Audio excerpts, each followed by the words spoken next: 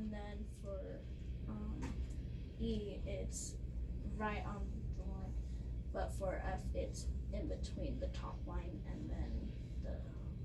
Yes, you're seeing the difference, yeah. So we would call this a line note. So we would consider the line to go through it, kind of like a bead on a string, okay? This is a line note, and the one under that, right, is in between lines. It's called a space note, okay? And so you see the difference? Awesome. And they're gonna have us do multiple of those notes. But what happens here at the end?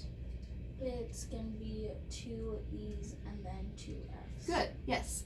When that happens, which is very common at the end of a song, it's considered, this is a little nerdy, you don't necessarily need to know it, but the harmonic rhythm is when you would strum your chords. If it speeds up when you change your notes near the end, that's considered the harmonic rhythm speeding up. So like if you, for example, if at the end of Eleanor Rigby is where they put this, right?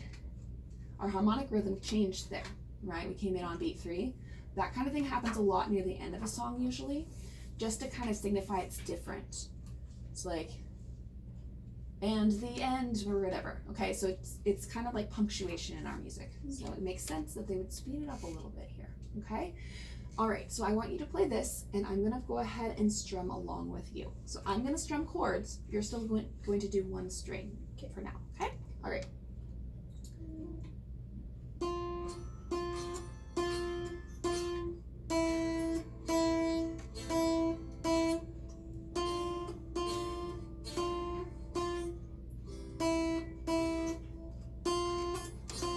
Very nice.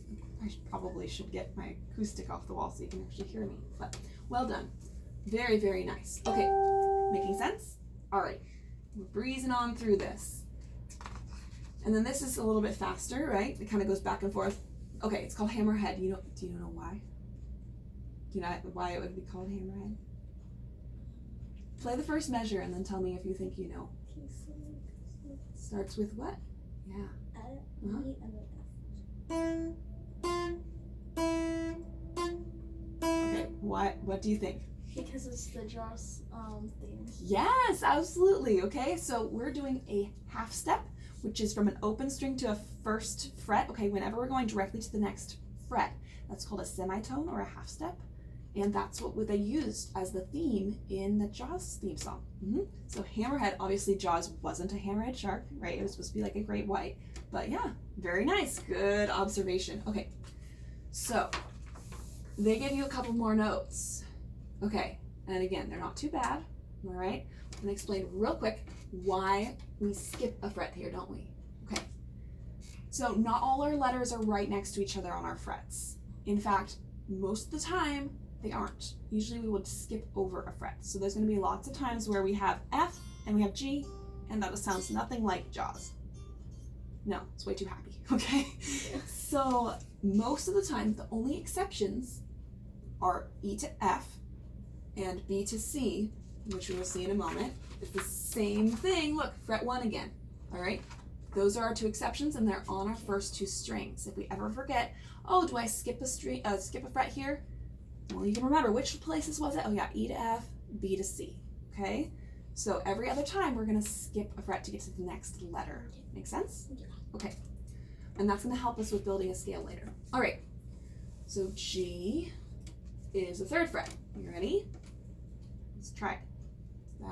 There you go, good. Skip that one. Yep. Yeah, there you go. Okay, so again, these notes help build our chords, but they're also great for solos. Okay, like if you've got this awesome electric guitar here and you want to just play something really fancy or whatever, often you might use either 1 or 2 notes at once and kind of have patterns that you play. All right, so that's important to be able to do both. And what do you prefer so far though? Do you prefer chords or the notes? Chords. Yeah, so far, right? Because we're not doing too much fancy stuff yet with the notes, huh? Okay. All right, but don't worry. It will get really fun with the notes before too long. Okay. So I want us to also play B, and that might be enough on notes. All right, but I do want you to still keep working on Eleanor Rigby and not looking at your guitar. All right? What are we at for time? Oh, we're like out of time. Okay, so G you already played. I think that's probably plenty, but again, this is just your next open string. Okay. So we can practice kind of switching back and forth between the strings with your pick, because that takes a little bit of practice to make sure you're on the right string, okay? Okay, so I'm gonna put a little tab here to just show where we're stopping for now. But you don't have to necessarily stop there. If you feel like you're mastering all these notes and you're able to read what they look like, because that's kind of part of what makes it trickier, go right ahead and look a little bit further, as long as I feel like you're still making progress, you know. And I might have you like stick on a certain song for a while, but that doesn't mean we're not gonna learn new things. Cool? Okay. So most important one right now is Eleanor Rigby, and we're gonna get familiar with the notes kind of little by little as well, okay? Okay. Okay. I'm not gonna have you play this tomorrow, okay? Like, obviously. That's just the notes that we would sing. Oh, look at all the lonely people, right? Okay.